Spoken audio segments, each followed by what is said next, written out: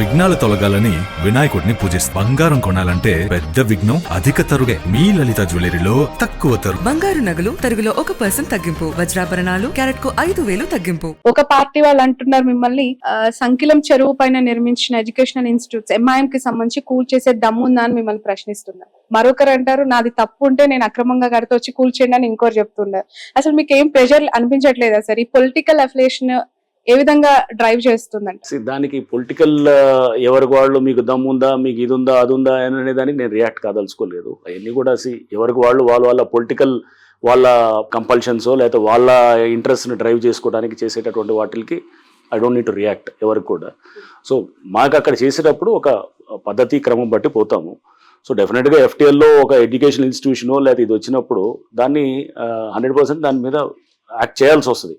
But చేసే క్రమంలో చాలామంది పిల్లలు ఉంటారు, చాలామంది వాళ్ళ అకాడమిక్ లైఫ్ ఉంటుంది, కాలేజెస్ ఉంటారు, స్టూడెంట్స్ ఉంటారు, స్కూల్స్ ఉంటాయి. సో వాళ్ళని ఒక బిల్డింగ్ మనం ఏది డెమాలిష్ చేసి మనం ఏదో విజయ గర్వంతో ఇది ఏదో ఎఫ్టీఎల్లో మొత్తం తీసామని అంటే కనుక పొరపాటు.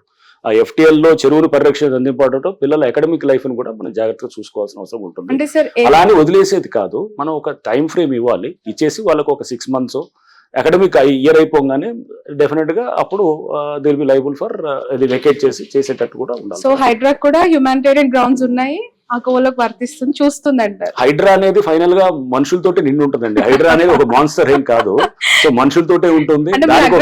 చూసిన తర్వాత పేదవాళ్ళని ఎందుకు టార్గెట్ చేయమంటున్నాము?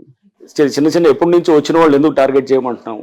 ఎందుకు ఓన్లీ రిసార్ట్స్ నో లేకపోతే కమర్షియల్ గా ఉండేవాళ్ళు లేకపోతే ఎవరో దాన్ని ఒక అంటే ఎఫ్లూయెంట్ సెక్షన్స్ ఎందుకు టార్గెట్ చేయాలనుకుంటున్నాం అంటే దీంట్లో డిఫరెన్షియేట్ చేయాలి. అందరినీ ఒకే తీసుకురావడం అనేది ఇట్స్ నాట్ కరెక్ట్ కాదు.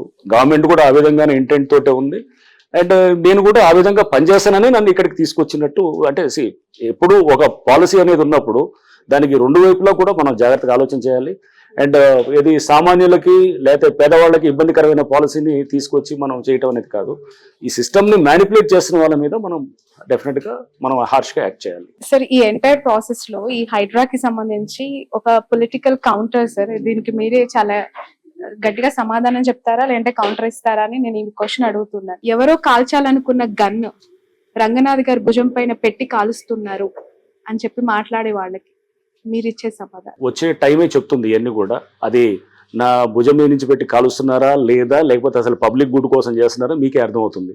So time only will tell, మీరే చూస్తారు కదా. సార్ నాలాల పునర్వ్యవస్థీకరణ అవ్వచ్చు, చెరువుల పరిరక్షణ అవ్వచ్చు, బఫర్ జోన్ కి సంబంధించి తిరిగి మన ప్రకృతిని మనం కాపాడుకోవాలి అనే నినాదం బాగుంది.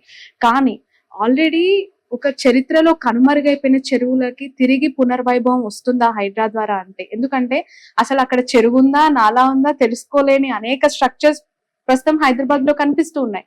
అది ఖచ్చితంగా సాధ్యం అంటారా? అంటే మీరు ఎక్స్ట్రీమ్స్కి వెళ్ళొద్దు. అనేది ఆల్రెడీ 100% ఆక్యుపై అయిన చెరువుని కాదు, అట్లీస్ట్ ఇప్పుడు 60% 50% ఉన్న చెరువుని కాపాడుకోవచ్చు. అండ్ కొంతవరకు ఉన్నదాన్ని రివైవ్ చేయడానికి ట్రై చేస్తాము. మరి పూర్తిగా పోయిన చెరువుని అంతా కూడా నేను తీసుకొచ్చి 100% ఉన్నదాన్ని మళ్ళీ పూర్తిగా చెరువుని రివైవ్ చేస్తానని అనట్లేదు. బట్ ఒక సీరియస్ అటెంప్ట్ అనేది చేసినప్పుడు ఇప్పుడు లాట్ ఆఫ్ డిస్కషన్ జరుగుతుంది. ఇన్నాళ్ళు బఫర్ జోన్ అంటే తెలియదు, ఎఫ్టీఎల్ అంటే తెలియని వాళ్ళు ఇప్పుడు ఏంటి అనేది తెలుసుకుంటున్నారు. ఇప్పుడు ఒక కబ్జా చేయాలంటే కనుక 1-2 సార్లు జాగ్రత్తగా చేస్తారు. మీరు చూస్తున్నారు ఇప్పుడు చాలా ఎంక్రోచ్మెంట్స్ కూడా అసలు నేనే ఆశ్చర్యపోతున్నాను. రోజు చాలా జరుగుతున్నాయి హైడ్రాకి సంబంధం లేకుండా. మరి ఇన్నాళ్ళు ఎందుకు జరగలేదు, ఇప్పుడు ఎందుకు జరుగుతున్నాయి? సో అంటే ఒక కల్చర్ చేంజ్ కూడా వస్తుంది. That is what we precisely want. అంటే మనుషుల ఆలోచన విధానంలో కూడా ఆఫీసర్స్ కూడా జాగ్రత్త లుక్, మీరు చేయకపోతే కనుక రేపు వచ్చి వీ విల్ డిమాలిష్, ఫస్ట్ వాళ్ళకే ఇస్తాం. అండ్ రేపు మేము డిమాలిష్ చేస్తే కనుక దాంట్లో ఆఫీసర్స్ ని ఎవరైతే బాధలు ఉన్నారో వాళ్ళని డెఫినెట్ గా దిల్ బి బుక్డ్ అనమాట. హైదరాబాద్ కామన్ పీపుల్ కి హైడ్రా ద్వారా కమిషనర్ ఆఫ్ రంగనాథ్ గారు ఎలాంటి సలహా ఇస్తారు? ఒక సలహా ఇవ్వమంటే అంటే దీనికి సంబంధించి ఒక పానిక్ వాళ్ళలో కనిపిస్తోంది. మా ఇల్లు కూల్చేస్తారేమో, మా ఇల్లు నేలమట్టం అయిపోతుందేమో, ఒక భయంతో ఉన్న వాళ్ళకి మీరు ఇచ్చే ఒక అమూల్యమైన సలహా. సామాన్యులు ఎవరు పేదవాళ్ళు ఇప్పుడు ఇల్లు కట్టుకొని వాళ్ళు ఉన్న వాళ్ళని ఎవరిని జోలికి వెళ్ళము. మిడిల్ క్లాస్ వాళ్ళు ఎవరు కూడా వాళ్ళు ఇల్లులు కట్టుకొని వాళ్ళు ఉన్న వాళ్ళని ఎవరి జోలికి వెళ్ళము. ఎక్కడైతే కనుక ఎఫ్టీఎల్ చుట్టూ ఉన్నటువంటి దాంట్లో లగ్జరీ హోమ్స్ అంటే లైక్ సపోజ్ సంబడి ఏదో రిసార్ట్స్ ఏదో ఉన్నది అట్లాంటి వాళ్ళ దగ్గరికి అది చేస్తాము. అండ్ అది కూడా ఏంటి వాటర్ బాడీస్ వరకే మెయిన్. ఇప్పుడు డ్రింకింగ్ వాటర్ బాడీస్ మనకి లైక్ హుస్సేన్ సాగర్, మన హిమాయత్ సాగర్ అండ్ గండిపేట ఉంది, దాన్ని దగ్గర చేస్తాము. వేరే లేక్స్ దగ్గర కూడా అలానే విల్లాస్ వాళ్ళని టార్గెట్ చేస్తామని అందరినీ అనట్లేదు. దాంట్లో ఇప్పుడు కన్స్ట్రక్షన్ చేస్తున్నారు. సపోజ్ కొంతమంది కన్స్ట్రక్ట్ చేస్తున్నారు, వాళ్ళని కూడా ఖచ్చితంగా చేస్తాం. ఎవరో నేను విల్లా కొనుక్కుంటున్నాను, చెరువు దగ్గర కొన్నాను, ఆల్రెడీ కొన్నాను, నేను విల్లాలో ఉన్నాను, అరే జస్ట్ బికాజ్ నేను విల్లా ఇది కొంచెం ఇది మంచి నేను కాస్త హైయర్ లెవెల్లో ఉన్నాను కాబట్టి నాది కూలగొడతారంటే అలా కూడా ఉండదు. సో దాంట్లో మనం వెళ్ళేటప్పుడు మీకు ఈ ఫార్ములేట్ చేసినప్పుడు ఏది మేము వెళ్తామంటే ఫస్ట్ ఇదండి, అంటే బేసికల్గా ఒక కమర్షియల్స్ లేకపోతే వాళ్ళ అంటే అతని ఉండడానికి కాకుండా అతను ప్లెజర్ కోసం వాడేదాన్ని ముందు టార్గెట్ చేస్తాను, లేదా అతని కంఫర్ట్ కోసం కమర్షియల్ ఇప్పుడు ఒక ఏది కన్వెన్షన్ హాల్, లేదా అతను ఒక కమర్షియల్ కాంప్లెక్స్, లేదా ఒక రిసార్ట్, లేదా ఒక సమ్ గేమింగ్ విలేజో ఇట్లాంటి వాటిలన్నింటినీ కూడా డెఫినెట్ గా it comes with in the purview of, అంటే ఫస్ట్ ఫోకస్ చేసి నెక్స్ట్ స్టెప్ బై స్టెప్ తీసుకెళ్తూ అండ్ నాలాస్ లో కూడా నాలాస్ పక్కన బఫర్లు ఉంటాయి, బఫర్లు దాని మీద కన్నా ముందు నాలాని బ్లాక్ చేసేది, నాలాని రివైవ్ చేయాలన్నమాట, మూసేసిన నాలాన్ని తెరిపించాలి.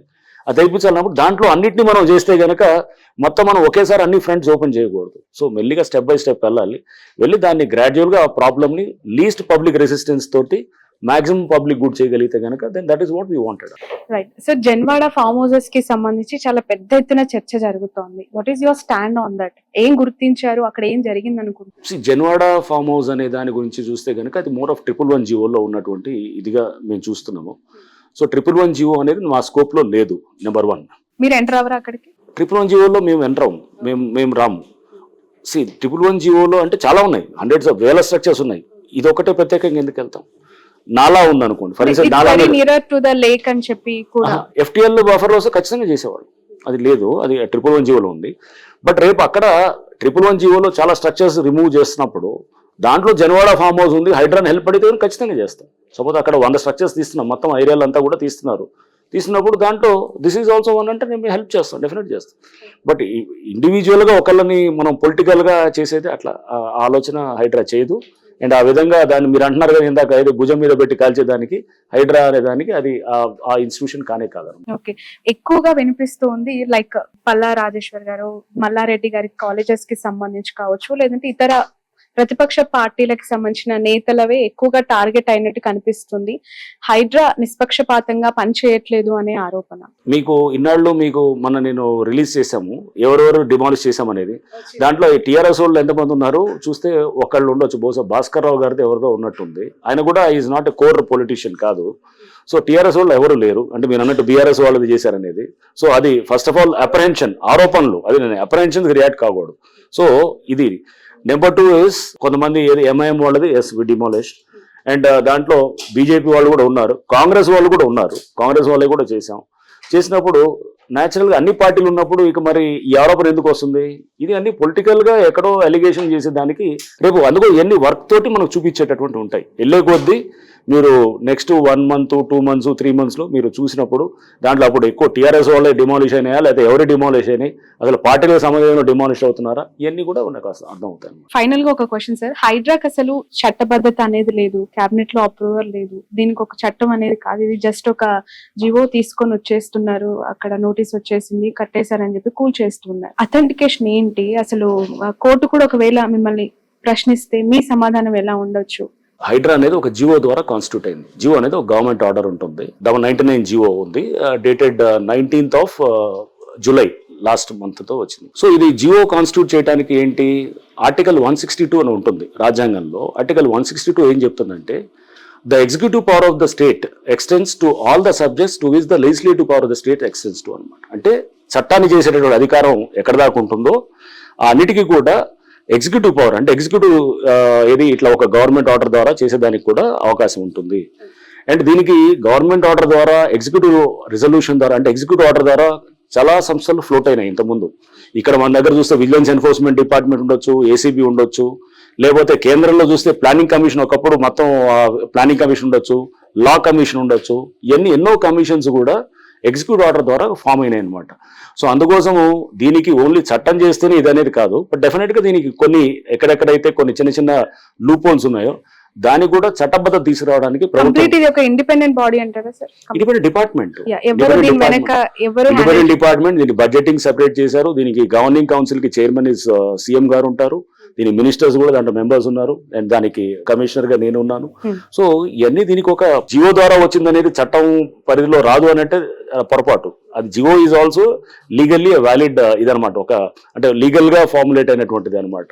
రైట్. విస్తరించడానికి పోలీస్ స్టేషన్స్ అన్నారు, చాలా కొత్తగా అనిపించింది sir. Finally conclude with that, ఎన్ని పోలీస్ స్టేషన్స్ ఏర్పాటు చేయబోతున్నారు, ఎంత స్టాఫ్ పెంపొందించాలని అంటే అనుకుంటున్నారు? స్టార్ట్ విత్ ఒక పోలీస్ స్టేషన్ తో పెట్టాలండి. హైదరాబాద్ అక్కడ కంప్లైంట్స్ ఏ రకంగా తీసుకునే అవకాశం ఉంది స్టేటస్ కోసం? అంటే ఇప్పుడు మీరు ఒకటి ఎక్కడన్నా ఒక లేఅవుట్ ఉందనుకోండి, లేఅవుట్ లో వాళ్ళు దొంగ లేఅవుట్లు వేసి, లేకపోతే ఆల్రెడీ ఎగ్జిస్టింగ్ లేఅవుట్ లో పార్కులు ఉన్నాయి, దాన్ని తీసేసి ఇంకో లేఅవుట్ వేసి దాన్ని మళ్ళీ అమ్మారనుకోండి, అమ్మితే కనుక దాన్ని చెక్ చేస్తాం. అట్లానే దొంగ పర్మిషన్లు తీసుకొచ్చి ఎక్కడో ఒక చోట వాళ్ళు చెరువులో పర్మిషన్స్ కాకుండా ఎక్కడో నెంబర్లు వేసి చేశారనుకోండి, అది కూడా ప్రాసిక్యూట్ చేస్తాం. ఇట్లా రకరకాలుగా ఉంటాయి అనమాట. అంటే మన కేసెస్ దీంట్లో అంటే గవర్నమెంట్ అసెట్స్ ని ప్రొటెక్ట్ చేసే క్రమంలో క్రిమినల్ గా ఎవరన్నా కనుక చేస్తే గనక వాళ్ళ మీద ప్రాసిక్యూట్ చేయడానికి పోలీస్ స్టేషన్ పనికొస్తుంది. Right. Entire social media, digital మీడియాలో మీకు చాలా మంచి అప్లాజ్ అనిపిస్తుంది సార్. చాలా మంది అప్రిషియేటబుల్ కమెంట్స్ అనేవి టువర్డ్స్ హైడ్రా వాళ్ళు ఎక్స్ప్రెస్ చేస్తూ ఉన్నారు. ఎలా ఉంది ఆ ఫీల్? ఎక్స్పెక్ట్ చేశారా?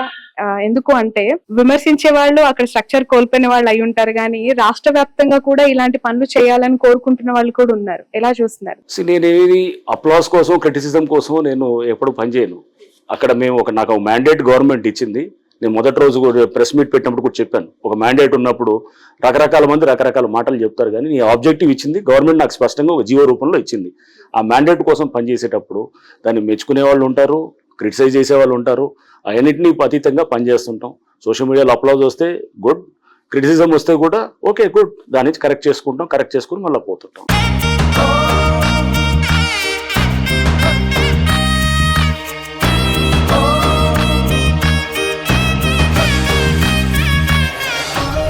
విఘ్నాలు తొలగాలని వినాయకుడిని పూజిస్తాం. బంగారం కొనాలంటే పెద్ద విఘ్నం అధిక తరుగే. మీ లలిత జ్యువెలరీలో అది లేదు, మార్కెట్లోనే తక్కువ తరుగు. వినాయకుడి కటాక్షంతో అందరింట్లో బంగారం, వజ్రం, వెండి నిండాలి. బంగారు నగలు తరుగులో 1% తగ్గింపు. వజ్రాభరణాలు క్యారెట్ కు 5,000 తగ్గింపు.